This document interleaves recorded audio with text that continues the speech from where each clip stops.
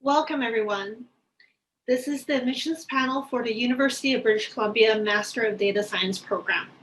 My name is Angela Powell, and I will be moderating this panel. To start off, I would like to ask the panelists to introduce themselves. Maybe we can start with Mike.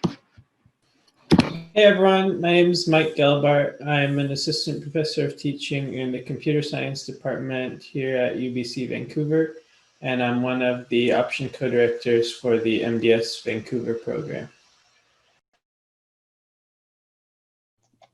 Hi, I am Raymond Lawrence. I am a professor of computer science, and I am the director of the Master Data Science program at UBC Okanagan.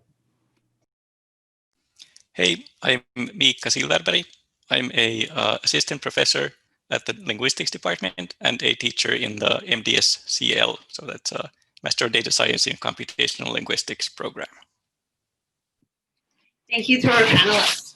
So we're going to get started on the pre-submitted questions. The first question is, what is the difference between MDS Vancouver, MDS Okanagan, and MDS Computational Linguistics?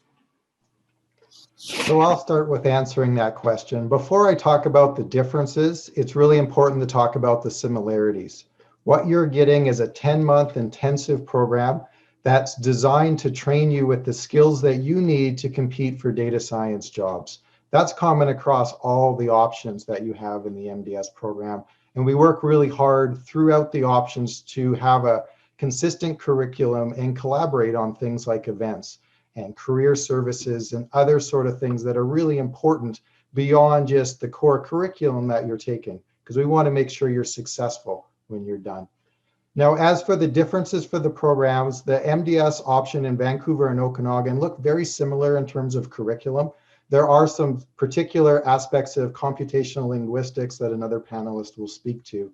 Really, the difference comes down to size. If you're in Vancouver, it's a larger city, it's a larger university, and the cohort size is a little bit larger as well. At the Okanagan, we're a smaller university. We basically have a smaller cohort. We're looking about 40 as our target, which gives us a little bit of flexibility on how we communicate with students and how we offer the program.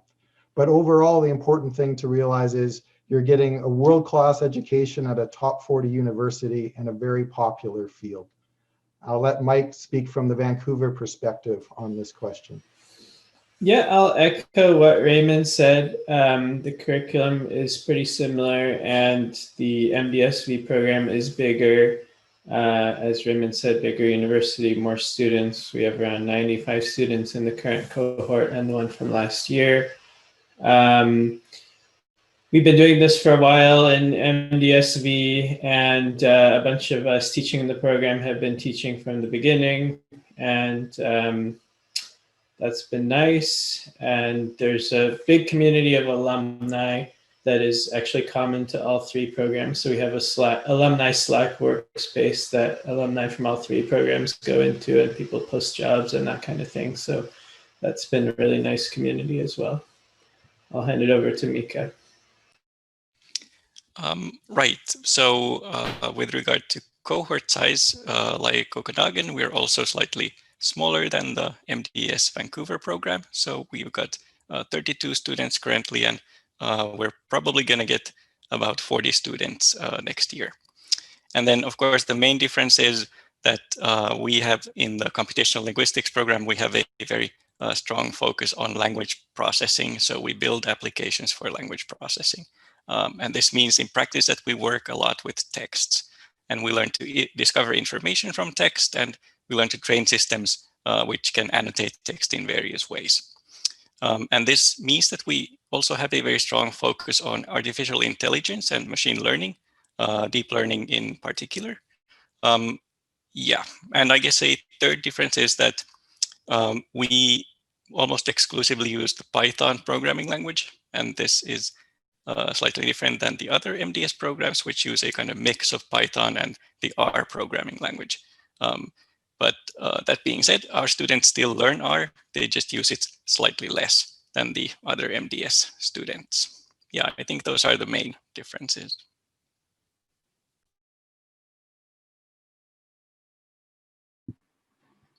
My apologies, I seem to have lost my Wi-Fi connection. So thank you everyone for answering that question. The second question is, due to the pandemic, how has that impacted the program as well as the way you've arranged the courses? I can jump in on this one. The program itself is arranged the same, so the same structure of lectures and labs and assignments, quizzes, events. There's been some minor tweaks, but the basic program is more or less the same. We made some changes to help with community building. So for example, we had more group work this year so that students could get to know each other while working together on those group assignments, because they're not going to run into each other in the hallway and that kind of thing. And we have a Slack app that kind of randomly pairs people up to get to know each other and that kind of stuff. Also, everything is recorded, of course, because of the pandemic. One of the challenges, other than the challenges of this going on in everyone's lives, is people in different time zones. And so having recordings and quizzes in different times and those types of things to accommodate people in different time zones, trying to have office hours that are accessible, that kind of thing. And I would just like to follow up Mike's comments. At the Okanagan program, the curriculum has stayed the same, obviously having to be more creative with getting people connected, because that's a very important part of a professional program like this. And we make sure we're doing more group work, more connections with people, even though they're virtual. And from so far, the students are really liking it. At this point, you can do any of these programs completely online if you want. We're hoping that won't be completely online in September, but we'll see what that looks like. Because of our cohort size and basically the importance of the MDS to UBC Okanagan, we did get permission to do in-person labs, which some of our people have been taking advantage of, and we will continue to try do that. We have to just postpone that this week due to the outbreak a little bit more in COVID, but we're looking forward to continue to try be creative and getting people connected however they want. But we're really optimistic that the online learning has went well, and we've had really good feedback, whether people are here or whether they're remote, and all the instructors have made excellent effort to do pre-recording to basically make the program accessible wherever you are. Yeah, I don't really have much to add to this one. So the next question that ties into this question is, what may students expect for next year's MDS program, depending on the situation with the pandemic?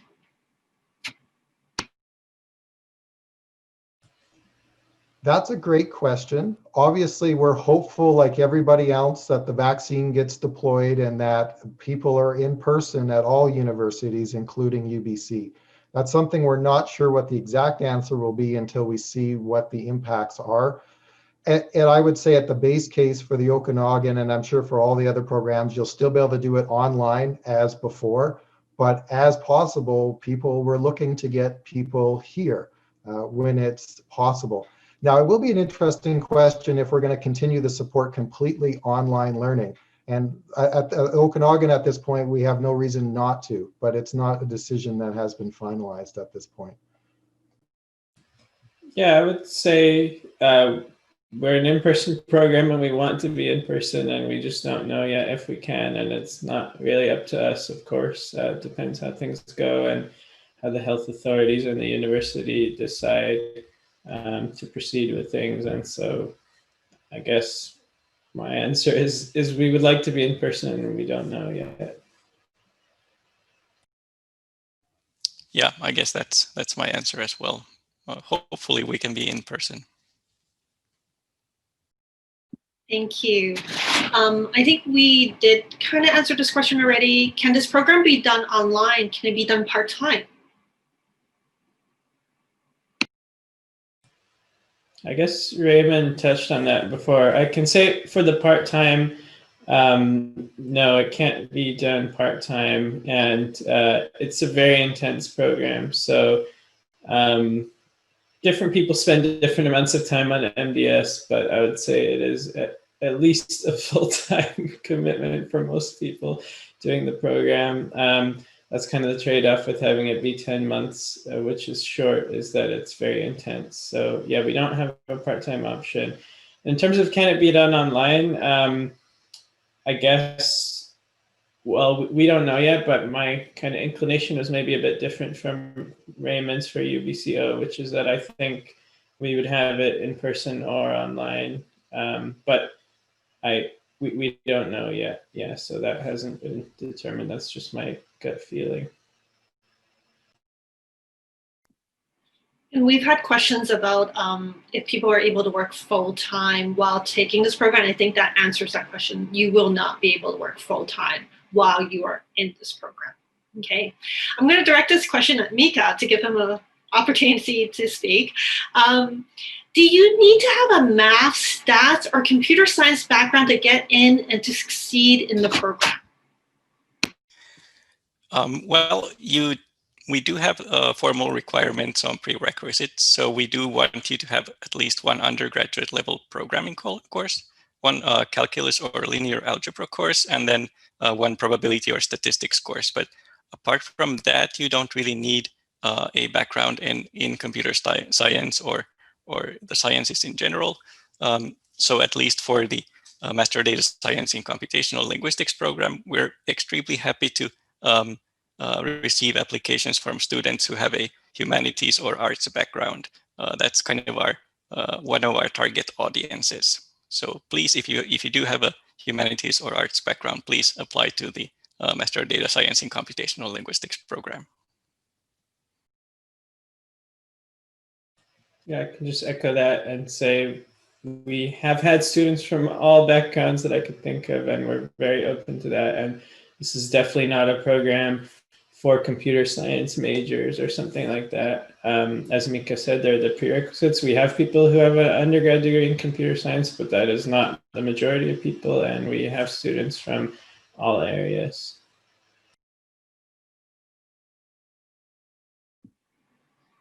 Raymond, do you have anything to add to that, or you're good?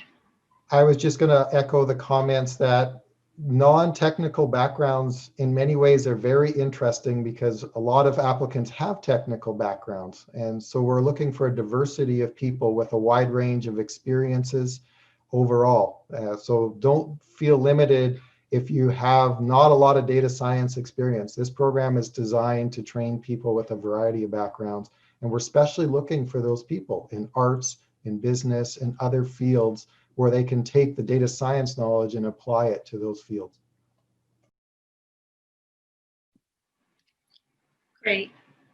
The next question is, are applicants with experience in data science at an advantage?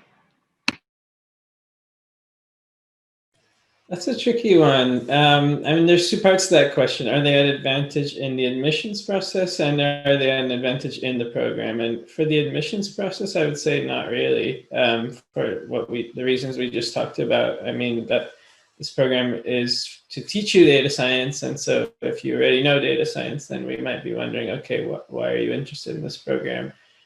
So I would say no for admissions, not necessarily, but in the program, I mean, sure, if you already have some knowledge in some of the topics, then that's going to help you in those courses. But what we found, and actually what one of the alumni said in an earlier webinar we did, is that there's this time kind of around November where people hit what they had learned from before. And so at the very beginning of the program, people are kind of in different places. And some already know programming really well, and some really know probability really well. But then it doesn't take long to get past that point where everyone's kind of in the same boat. That's what we found.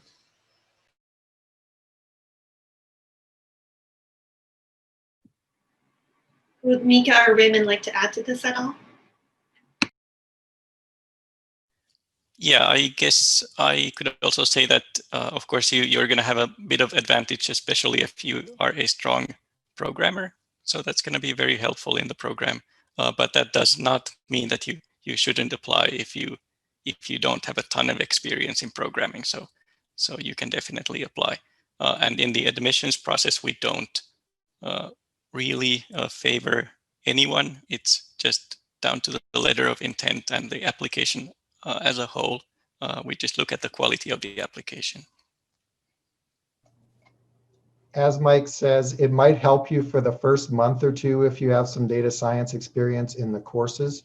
But overall, for the admissions, it's obviously showing some experience is good, but we're looking for a diversity. If people don't have a lot of experience, but they're from other backgrounds, that's just as interesting as having some data science experience. So overall, for the admissions, not as big of impact as it might have for the first month of the courses. But and then eventually everybody gets to be about at the same pace. And then you learn a lot from basically November on, everybody's learning new things that they haven't seen before. Next question is, considering the length of the program, how deep each course will cover all required technical skills to fulfill the current market demand in data science? This is from the chat box. So I guess it's asking, like, concerning the length of the program, how deep does each course dive into technical skills, and does that fulfill current labor market demands in data science? That's a good question. And I mean, there is a trade-off. If you have a shorter program, you won't be able to do as many things in that amount of time. That said, from all the reports we hear from our alumni, they're able to be productive and contribute to their organizations as soon as they land a job. And we have a lot of breadth in the program. And we teach our students how to use tools effectively. And we found that often they will need to learn something more on the job, but they will have that foundation and that perspective, both technical and otherwise, to continue learning what they need to learn.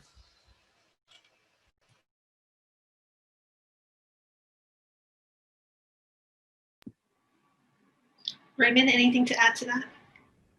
Just to say, having the foundation is really important. You'll have the skills when you come out to compete, but more importantly, you'll have the knowledge that you know how to build on them, because not everyone's going to learn anything. It doesn't matter how long the program is. You'll have the ability to learn on the job and have the skills that you need to be able to expand your knowledge afterwards. Mika, anything from your end? Yeah, I guess I'll just echo what Raymond and Mike said. So it is really a very intense program. So it really gives you kind of a wide breadth of different skills, and also a strong foundation, which allows you to independently then learn more. So I think that's the most important thing. And with changes with technology all the time, it is in the profession of data science, it is something a profession where you have to continue to learn and continue to be able to find resources and information on your own, and that's part of the profession. Okay, so my next question is, if as an applicant I have an education gap or I'm a more mature person, am I eligible to apply for studying at the MDS program at UBC? Yeah, absolutely.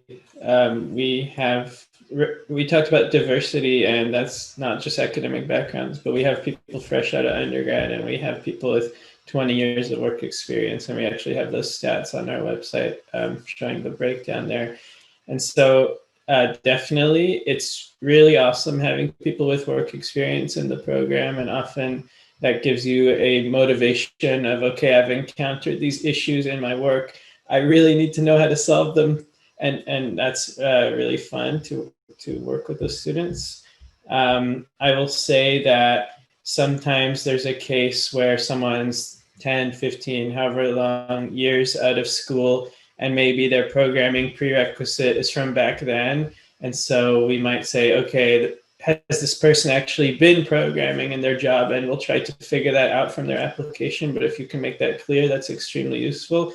And if we don't have indication that you've been programming and we think, hey, maybe this person hasn't actually programmed for 15 years, that could be a concern. And so in terms of the education gap, or if you're concerned about that for your application, it could be useful to take a refresher course or something and say, hey, I did fulfill this prerequisite with the university course 10 years ago, but I also took this online course last summer, and here's what I did. I think that would help an application. Mika, do you have anything to add? Yeah, I think it's very important in that case to kind of explain your background properly in your application, and so that we can understand how you will be able to succeed in the program. Right. I would say having work experience 15 or 20 years, some of those candidates are very interesting. So I would really encourage you to apply. I would just echo what Mike said. If it's been a while since you've had a university course, showing that you've done something online or you've basically done some pre-preparation helps both with the application, but also if you're accepted when you get started. So it's not such a big learning curve in the first month. But definitely apply, because diversity really matters, and work experience is something that's interesting to the committees. And you can expand on that in your letter of intent. So if you're looking at your application, that is a good place to tell your story.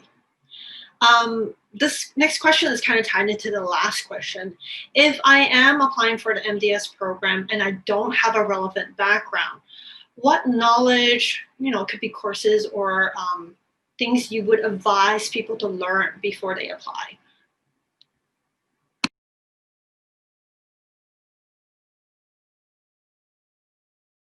Maybe you can start with Raymond. Sure, I would say the first thing to do is there's a nice pre-test on the Master Data Science website that you can take a look at your knowledge and see where you stand right now. I would advise that you go back and take a look at calculus. It might have scared you at the time, or whatever your basic math is. That's important. Really, when people have challenges when they first start, block one. It's really, have you coded for a while? That's a big jump for many people. And in the stats courses, do you have the basic mathematical foundation? So you can get some knowledge on Coursera or online on a variety of programming and Python or stats. And I would encourage people to take a look at that if you're not sure where you currently stand. The program is designed to build you up, but if you have a little bit of knowledge coming in, that first month won't be quite as stressful, is what I would say. Mika or Mike? Yeah, I guess I can echo what Raymond said, and I'd say for the computational linguistics program in particular, it is a good idea to practice your programming skills before you start. So I would say maybe just start programming as a hobby now. Why not? I mean, it's a nice hobby, and it's going to make your life much easier when you start the program.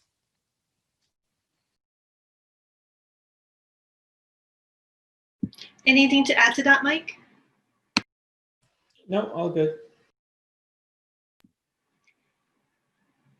So we're going to ask a bit more deeply about the admissions committee. What is the admission committee looking for in applicants? Maybe you can start with me. Right. So we're looking for applicants who have an interest in language. So this might be someone who kind of has an undergraduate degree in linguistics or a particular language, for instance. Or if you have more of an engineering background or another type of background, maybe you can show that you've done some work with language, either during your career or then in your studies. So there are many ways to show that you have an interest in language, but that's kind of a crucial point for the computational linguistics program. We need to be able to see that from your application that you have this language interest. And of course, we're also looking for people who have good grades and fulfill these pre-requirements. And kind of an interesting experience outside of the classroom is also valued, but that's not required. I can add on to that and say, at least for me, motivation is a really important thing that I'm looking for in applications. So if you can help me understand why you want to be doing this. What is the problem you want to solve with data science, or why do you want to go into data science, even if you don't know exactly which problems you want to be working on? Where is that motivation coming from? That's really important for us to see. And kind of what is your plan? How does this fit into your plan? And then, as Mika mentioned, I mean, there's all the technical and academic kind of part of the application. And I'm not sure if it's already been shared, but we have kind of an application tips document on the website as well, which might be worth checking out. I would just like to follow up. I've probably reviewed 1,000 applications now over the several years that I've done this.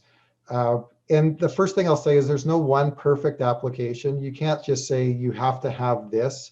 We're really looking for a diversity, and we truly mean that. Diversity in terms of gender, diversity in terms of background, educational experience, where you are in the world. So you could be anybody who, as long as you have the basic qualifications.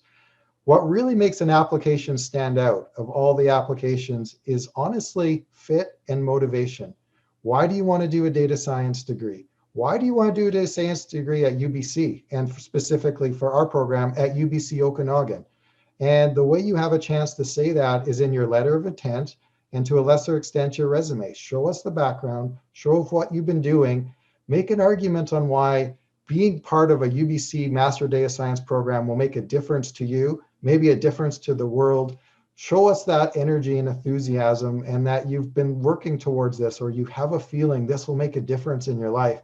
That really was what things stands out on any application. Great. Based on the current 3 programs, could each program provide some ideas of what the admission rates are? Raymond, maybe we could start with you. I will comment on that, but I won't quote an exact admission rate. And the reason is it's deceptive. As I mentioned, we're going for diversity. So the admission rate for some particular location might be 100%. So it really depends on your particular background. I would say if you are interested in the program, apply, put your best argument forward, and that's what really matters. And you'll be reviewed that way. So breaking it down in percentages are deceptive, but I will say it's a very competitive program. We are accepting 40 people, approximately that. And so it is important to have a good application and to be convincing on why this will make a difference to you to be part of the program. Yeah, I feel like I should be asking Milad what I'm supposed to say to this and what the details are. But yeah, I don't know the exact numbers for MDSV, but I know that we've gotten more than 1,000 applicants to the program every year for the last few years. And we have around 95 people in the program this year and last year. And we make more than 95 offers to fill those 95 spots, but not vastly more. And so I guess one could kind of do the math from there.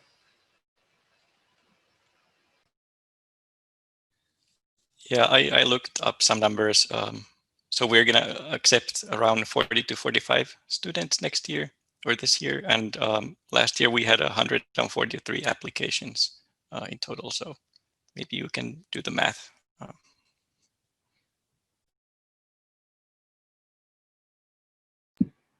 Great. Mika, I actually have a follow-up question for you based on one of your answers. What is the recommended prerequisite knowledge from a linguistic perspective for ideal MDS CL candidates? So I would say that you definitely need some introductory, or it's a good idea to have some introductory knowledge in linguistics, maybe at the level of an introductory linguistics course at the undergraduate level. But I don't know if you need, you don't necessarily need more experience than that. And we have been known to admit people who don't even have an introductory level course in linguistics if they can show that they've done some work with language. So for instance, done some natural language processing work if they have more of an engineering background. So I guess that you shouldn't see kind of lack of a formal linguistics background as a hindrance for applying to the program.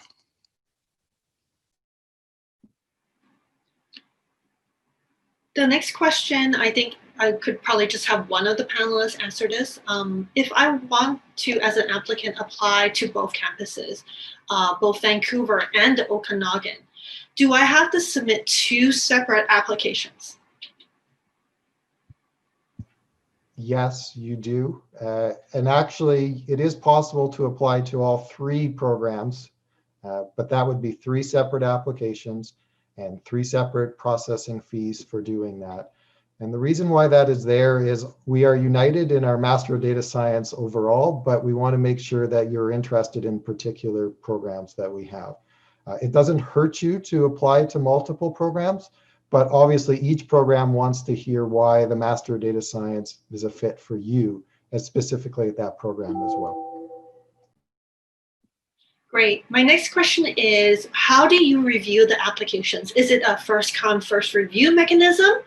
Or do you review all the applications together after the deadline? I guess I can say it kind of depends on how we're doing things in a particular year and exactly when the deadlines are. I think the main message I want to convey to that is everyone will get full consideration as long as they apply by the deadline. In terms of, might you hear back earlier if you apply earlier? I don't know. That is possible, but all the applicants are considered equal when we're reviewing them. Yeah, I guess I'll also say that we do consider all of the applications equal.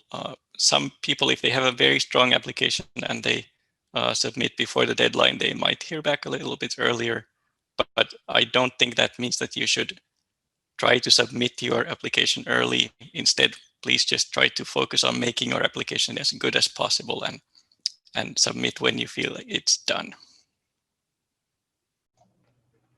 From the Okanagan perspective, obviously all applications get reviewed and it doesn't matter when you submit them. It could be on January 31st. I will comment though, there's no advantage to being early, but they will start getting reviewed as early as December. And for some limited situations, you may get an offer earlier, but almost everybody will be after the closing date. If you can get it done earlier, great, but get a better application rather than worrying about early is what I would recommend. So I'm going to switch over to asking some questions about prerequisites. What are the prerequisites for the MDS program? Are the prerequisites different for Vancouver, Okanagan, and computational linguistics? Mika, maybe we can start with you. Yeah, so as we already said at some point, we have these 3 formal prerequisites that you need to fulfill. So you need to have an undergraduate level programming course, a calculus or linear algebra course, and a course in probabilistics or statistics. And then I think you need to have a minimum GPA of B plus for your undergraduate degree. And I think that's pretty much it. For us, I guess for the application, it's very important, again, to show that you have this interest in language for the computational linguistics program. I think that's our prerequisites. Yeah, so I believe they are the same for the 3 programs, and Raymond, you can correct me if I'm wrong, but yeah, it's those courses in those areas. I could maybe add a couple of things onto that. So those prerequisites are kind of the minimum to be eligible for the program, but it can help strengthen your application if you have more than that. So for example, we say calculus or linear algebra, but if you have both, that helps. Likewise for statistics and probability, and likewise for, you can have a programming prereq in any programming language or framework, but if you also have a bit of Python or R experience and you can demonstrate, those things help. The other thing I want to say is that those need to be university courses where we can see your grade. And so if your only programming is a Coursera course or something like that, then that wouldn't fulfill the prerequisite. Just two follow-ups. Everything that was said was right for the Okanagan. The program admissions are the same. Going back to your application, if you have a GitHub profile or something like that, put that as part of your application to demonstrate what you've done. The other thing I'll mention for international students, the English language requirement, there is a slight difference between UBC Vancouver and UBC Okanagan. Go take a look at the website for the admission requirements on what that is. Make sure you satisfy those requirements. Those are graduate studies level requirements. The program normally cannot override that, as well as the minimum B+ average.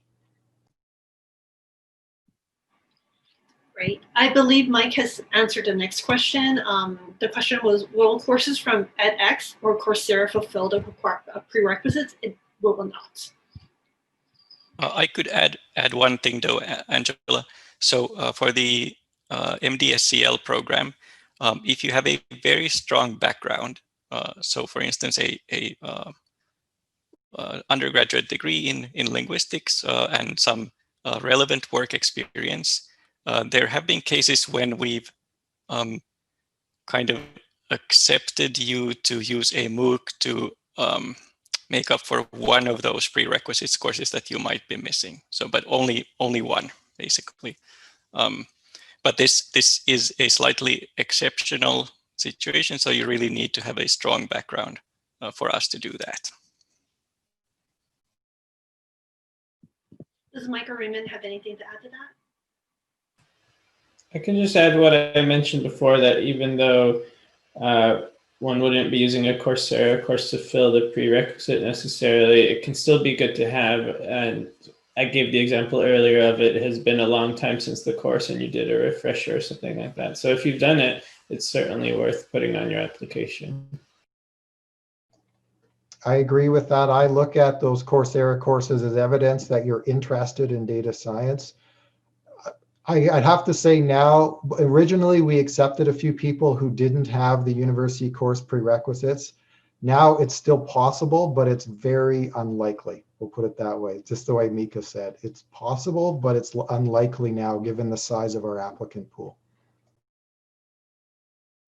The next question ties into this. This one's from the chat box. How flexible are the prerequisite requirements? Are prerequisite courses absolute, or can they be overcome with work or research experience? I think Mika kind of touched on that already. Yeah, exactly. So we can accept a student who is missing one of those prerequisite courses if they can demonstrate that they are otherwise extremely suitable. And in that case, we probably will ask them to make up for that prerequisite before the program starts. Yeah, I think that's a great point. Oh, sorry, everyone.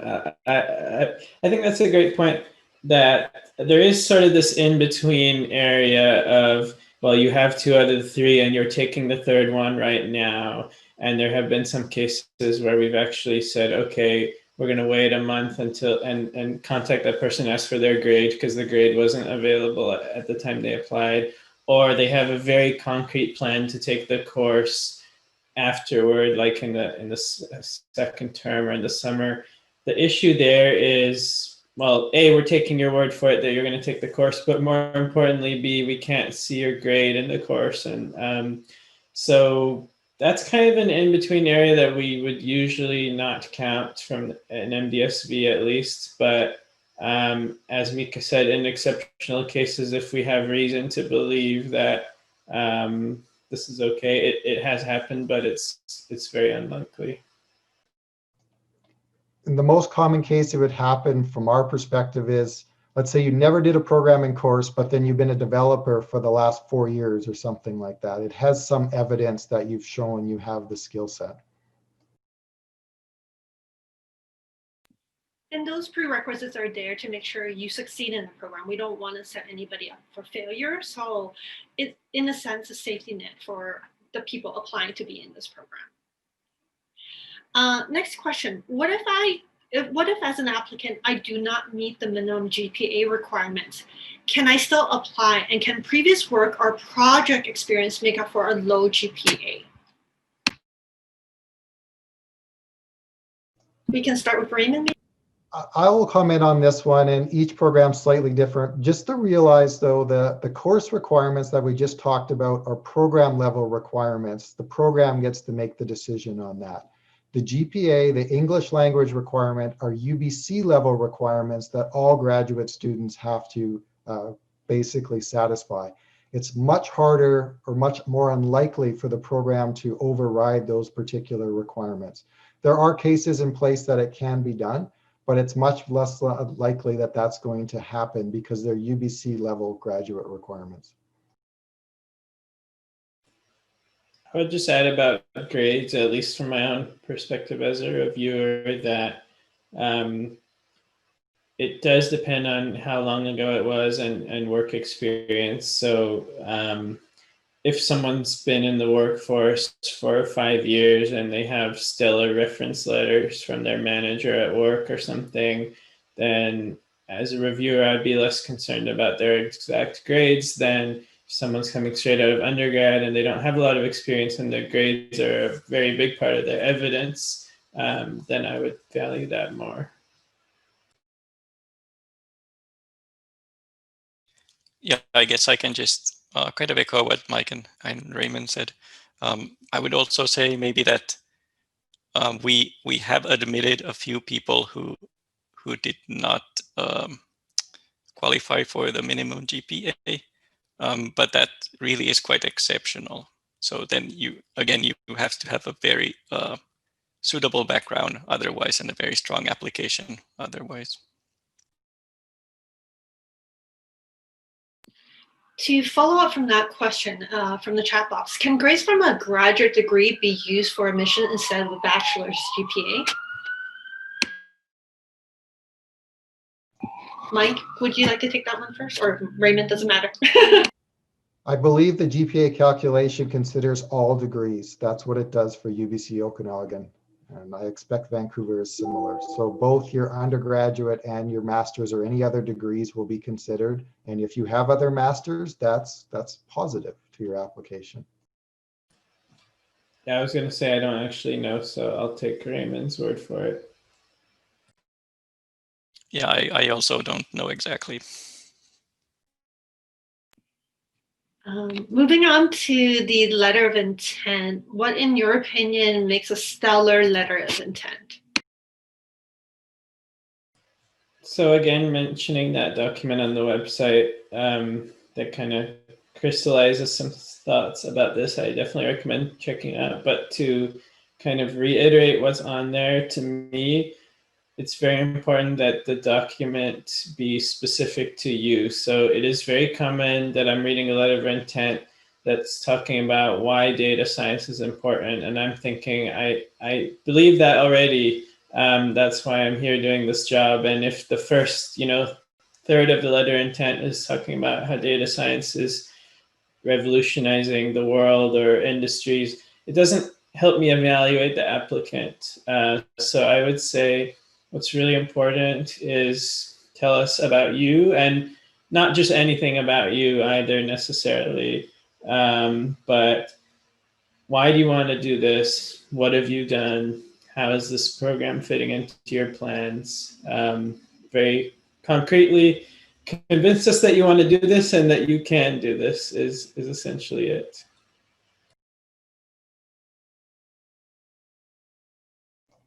I've already said my opinion on this. Make sure you're passionate, show us the fit. And I love Mike's last sentence. Convince us that you can do this and that you want to do this. That's really what I want to see, and that you want to do it at UBC.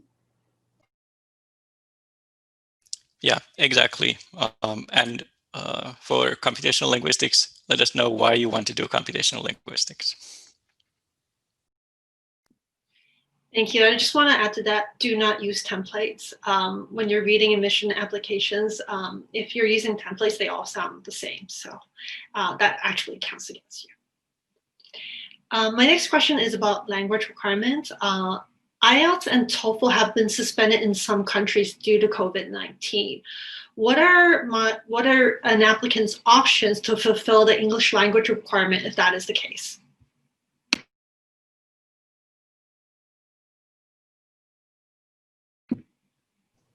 We're all pausing. I don't know if anybody knows. This is one question that I don't have an easy answer for.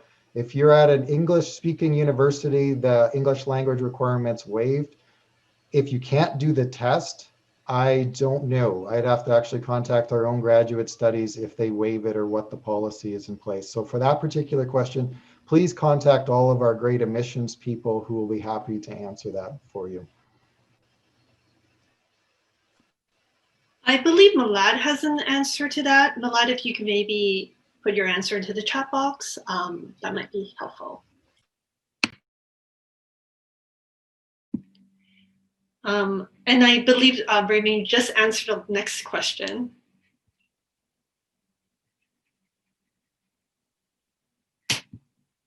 Hi, losing the internet again.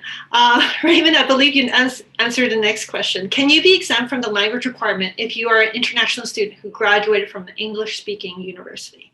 Yes, that's UBC's policy. You can look at it in terms of the admission requirements. The next question is for all three programs, and maybe Mika can start. What scholarships are available, and are they available to international students? Yeah, we've got a up to $25,000 Canadian dollars scholarship available both for Canadian and international students. And I guess this is decided at admissions time.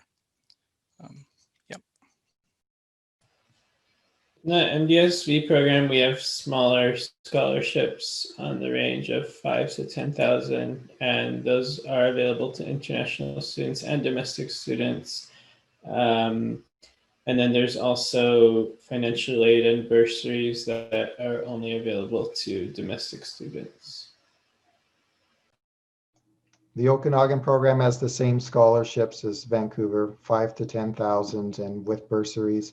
Just want to mention a common question is, are you eligible for research level scholarships that you see at UBC? And you're not eligible as a student in the professional program for the Master of Data Science for those scholarships.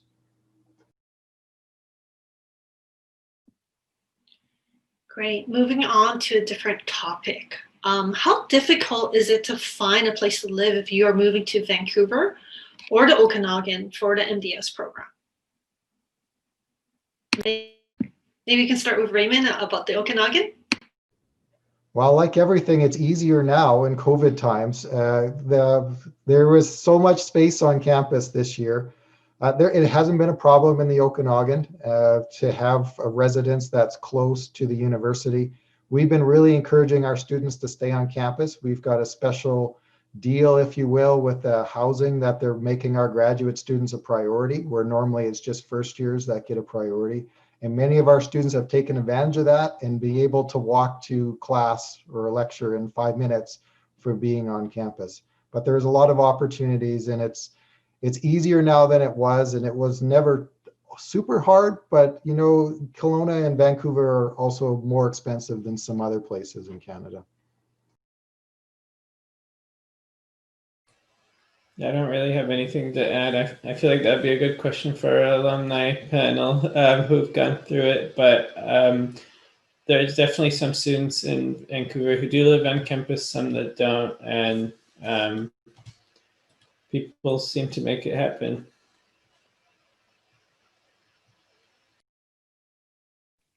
Yeah, I don't really have much to add to this. The vacancy rate is actually quite low in Vancouver. Normally, it's actually not easy to rent a place sometimes. So UBC housing is a good choice. During COVID time, I'm not so sure. I heard there are more rentals because Airbnbs are not able to rent out during this time. So I believe there are more rentals right now, but don't quote me because I don't know for sure. For people with questions about the TOEFL and IELTS, Malad just answered a question in the chat box, so please refer to the chat box about the language requirements if you are not able to take those tests in your country. I don't know if we talked about this, but what is the difference between living in Vancouver and the Okanagan? I don't know what it's like to live in Vancouver because I haven't, but in the Okanagan, the difference to me is we're a small city, but we're not, we have the services, but we're not large. So we're a couple 100,000 people in the Okanagan, has all the services you want, but we're not a big metropolis like Vancouver is. For positive and negative, some people love to have the city atmosphere. If you're from New York, you'll probably prefer Vancouver rather than the Okanagan. But the Okanagan has a lot of nice things in terms of lifestyle. We are one of the places where people come to retire in Canada because it has nice weather and nice outdoor activities and a good lifestyle. And you're part of a smaller community. That's what the benefits of the Okanagan are. Yeah, I haven't lived in the Okanagan, but I've visited, and I've visited UBCO, and well, both are very beautiful places with a lot of natural beauty.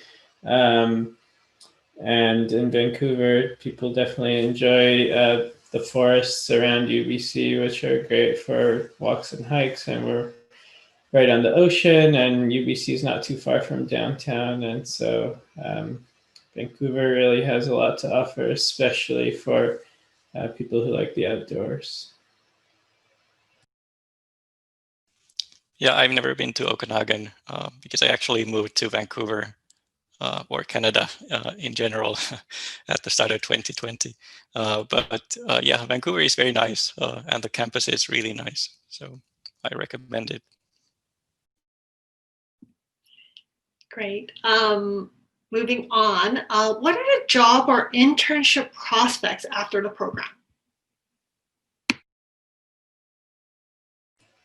I can answer that. We don't have a formal internship program, so students are looking for jobs.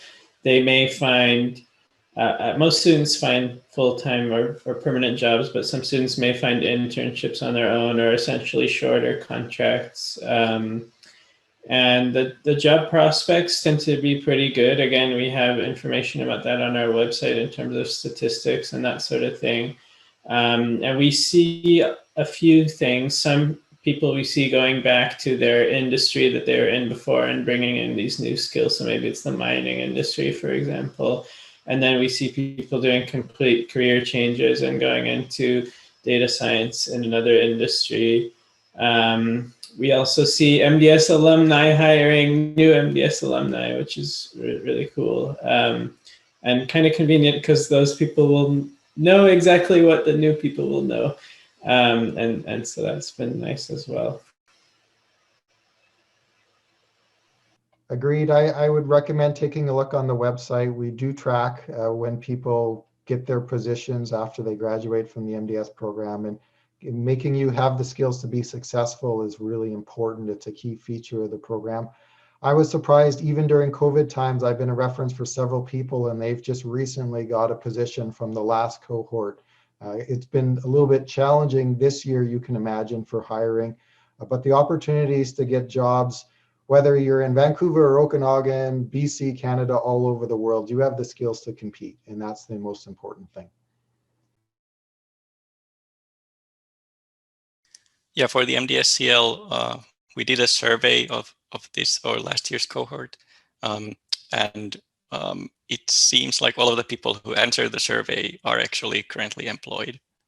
So I would say that the chances are excellent in that sense. Great. We're winding down to 5 minutes, so I just have a couple more questions. What will be the duration of the postgraduate work permit once a student completes the MDS program as an international student? So maybe from your experience with international students, what have the work permit lengths been? Based on our surveys, it's either been 1 to 3 years, and it really depends on the application, and it's hard for us to say much more because it's done to the Canadian government. Because it's accelerated program, you often can get more than just the 1 year that you spent in the class, but it really depends on your application.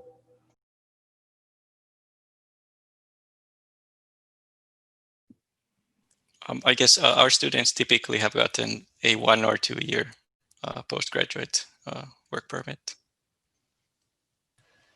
I'm not sure on the stats for MDSV, but I would assume it'd be similar to the other two programs. And just on a slightly related topic, I understand this meeting's being recorded, but I'm not sure if the chat is going to be recorded. So I thought maybe I would just read Milad's answer in case the chat won't be on the recording about the TOEFL and IELTS. He wrote, "We understand that in most countries, both TOEFL and IELTS are available again. However, we do accept the TOEFL IBT Home Edition, which is an online test." I know from the surveys that in Vancouver, UBCV, it's also been 1 to 3 years for the postgraduate work permit.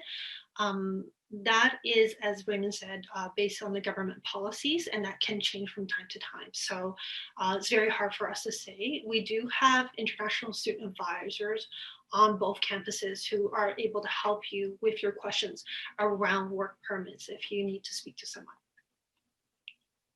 My last question is, as a student graduating from the UBC MDS program, are there any programs that I could continue, like a PhD program, after I complete the MDS program?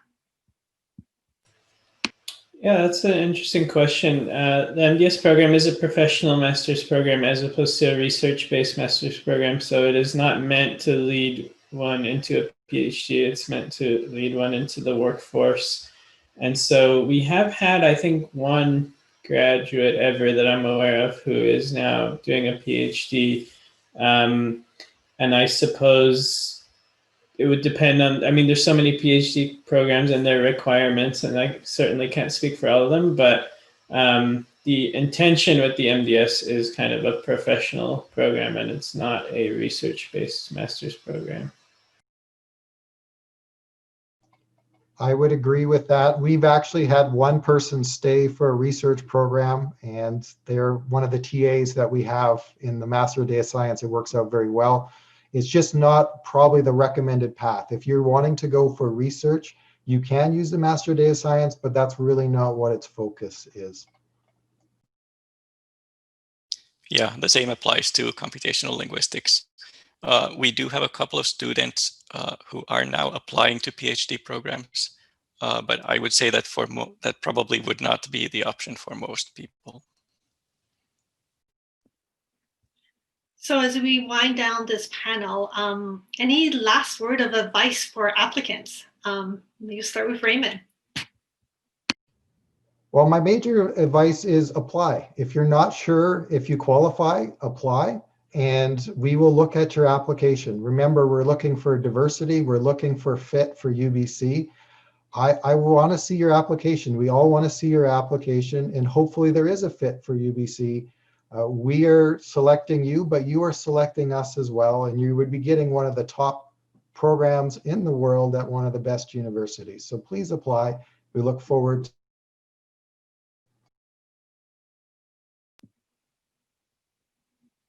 Mika?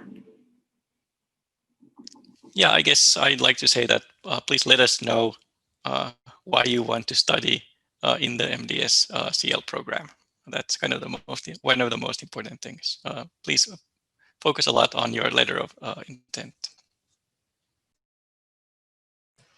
Yeah, I'll agree with that advice, and I'll say there's been other panels like this, including some with the alumni that have been recorded and posted, and I watched some of them, and the alumni say things very eloquently, so I would recommend checking those out as well.